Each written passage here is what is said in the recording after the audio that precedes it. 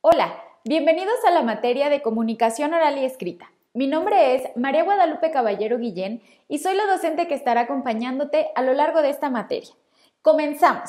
El día de hoy nos toca platicar acerca de la sesión número 2, unidad de aprendizaje número 4. Esta sesión tiene la característica de que empiezas a conocer diferentes tipos de comunicación, formas de comunicación y diferentes maneras en las que nosotros podemos compartir mensajes. Como te habrás dado cuenta, en la actualidad nosotros utilizamos con mayor frecuencia la comunicación verbal, es este tipo de comunicación que se da por medio de las palabras. Sin embargo, nuestros antepasados utilizaban diferentes formas de comunicarse. Ellos utilizaban la comunicación no verbal. ¿En qué consiste este tipo de comunicación? Normalmente puede decirse que la comunicación no verbal es que acompaña a la comunicación verbal. Es decir, cuando nosotros nos expresamos por medio de palabras, hacemos uso, por ejemplo, de nuestros ademanes, hacemos uso de las manos, la mirada hacia dónde va dirigida, la sonrisa, la expresión facial, los desplazamientos, la postura del cuerpo, etc. Sin embargo, todos esos elementos son los que conforman a la comunicación no verbal. Este tipo de comunicación, como te decía, nuestros antepasados, los seres primitivos, la utilizaban para comunicarse, porque en ese entonces no existían palabras, los códigos todavía no eran tan sofisticados como lo son ahora. ¿Y qué sucedía?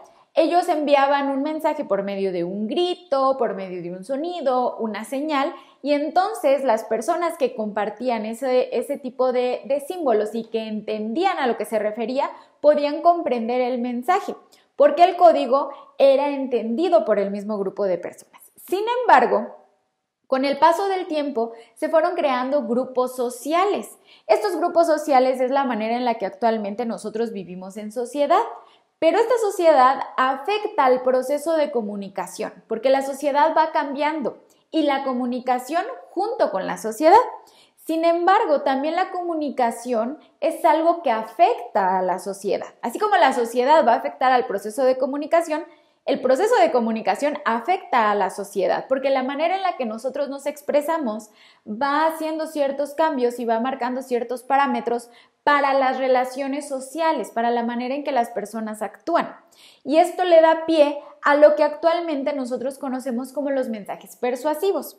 ¿Qué podríamos decir de este tipo de mensajes? Para empezar, recordarás que en semanas pasadas hemos empezado a revisar lo que es la persuasión, ¿no? Habíamos estado platicando de este proceso en el que el mensaje es dirigido hacia el receptor, función apelativa. Este proceso que nosotros hacemos dentro de las funciones de la lengua, lo que busca es convencer a la persona con la cual nosotros estamos hablando acerca de algo.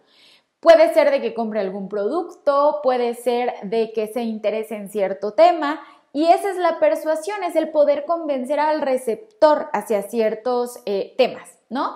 Sin embargo, hay muchos tipos en los que se puede dar un proceso de comunicación y vamos a platicar de algunos de ellos. El primero de ellos es el proceso de la comunicación intrapersonal. ¿En qué consiste la comunicación intrapersonal?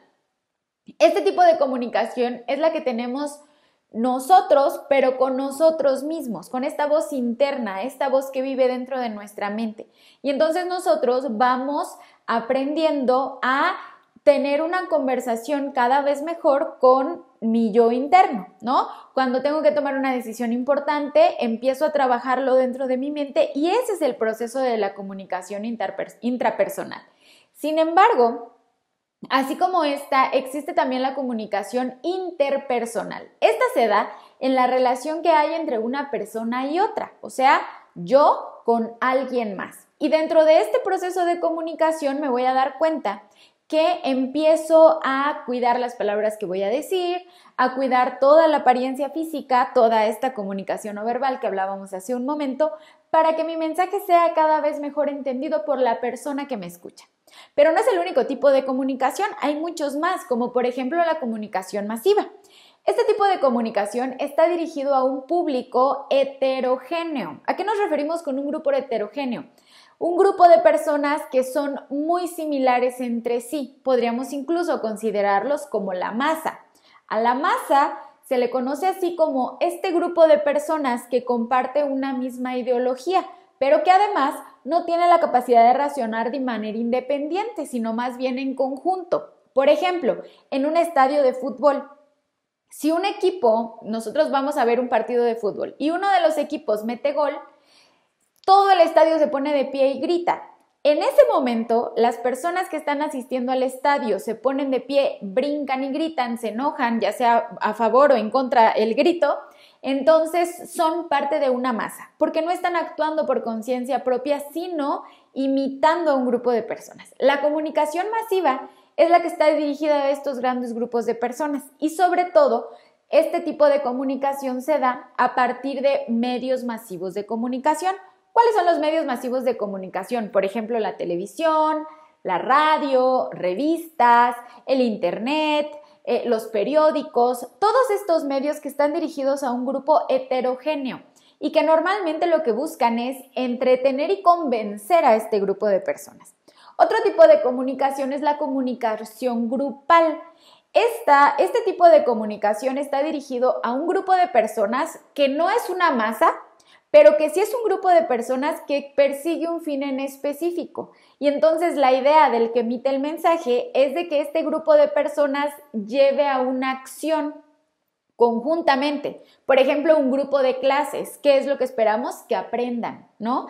Si resulta que va a haber un concurso de algún tema, pero es un grupo de personas el que tiene que participar, pues bueno, el fin que se persigue es que este grupo de personas resuelva algo o haga algo, es decir, tome una acción.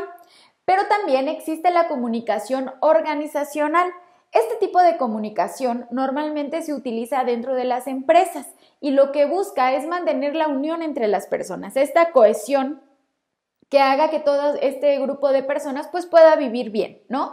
Y que puedan entenderse y que puedan trabajar muy bien en conjunto. Y estos son algunos de los tipos de comunicación. En un momento más estaremos platicando de algunos más. Sin embargo, hay diferentes maneras en las que estos tipos de comunicación pueden darse, es decir, las formas distintas en las que podemos emitir un mensaje. La primera de ellas es una forma de comunicación oral.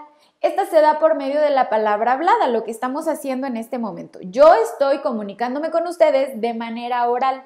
Sin embargo, también estamos teniendo una comunicación mediada y esta tiene que ver con el medio tecnológico que se utilice. En este caso, yo estoy utilizando mi computadora y tú puedes estar utilizando un celular, una tablet, una computadora para a partir de ahí poder tener este proceso de comunicación. Así se llama mediada a la que utiliza un medio tecnológico de comunicación. También podemos conocer la comunicación no verbal, que es la que tiene que ver con nuestro lenguaje corporal, cómo nosotros nos expresamos por medio de un llanto, una sonrisa, un movimiento de manos, un movimiento de cuerpo, la mirada. Todo este tipo de cuestiones son los elementos que conforman a la comunicación no verbal. Y por último, hay otra forma de comunicarnos que es por medio de la palabra escrita. Este tipo de comunicación escrita lo que busca es comunicar un mensaje a partir de las palabras escritas en un texto. Puede ser que se haga por medio escrito a mano, por ejemplo en una libreta, en hojas blancas, o puede ser también que lo podamos hacer por medio de un instrumento tecnológico, por ejemplo una computadora, por ejemplo una tablet, que utilice ciertos elementos para poder comunicar el mensaje que nosotros estamos teniendo. Sin embargo, también hay diferentes áreas de la comunicación. Las áreas de la comunicación que nosotros podemos encontrar son 3 en específico. La primera de ellas es el área de comunicación sintáctica. Este tipo de comunicación lo que busca es generar códigos que van utilizando adecuadamente para poder emitir un mensaje. Por ejemplo, cuando nuestro medio de comunicación es por medio de la comunicación escrita, tenemos reglas de acentuación, por ejemplo, reglas de puntuación, ¿no? El utilizar comas, el utilizar puntos y este tipo de cuestiones para que el mensaje pueda entenderse de una manera adecuada. Si yo, por ejemplo, tengo una pregunta que hacerle a una persona, pero no agrego los signos de puntuación al inicio y al final, o sea, el signo de interrogación, lo que va a suceder es que lejos de darle una interpretación de pregunta, le vamos a dar una interpretación de afirmación.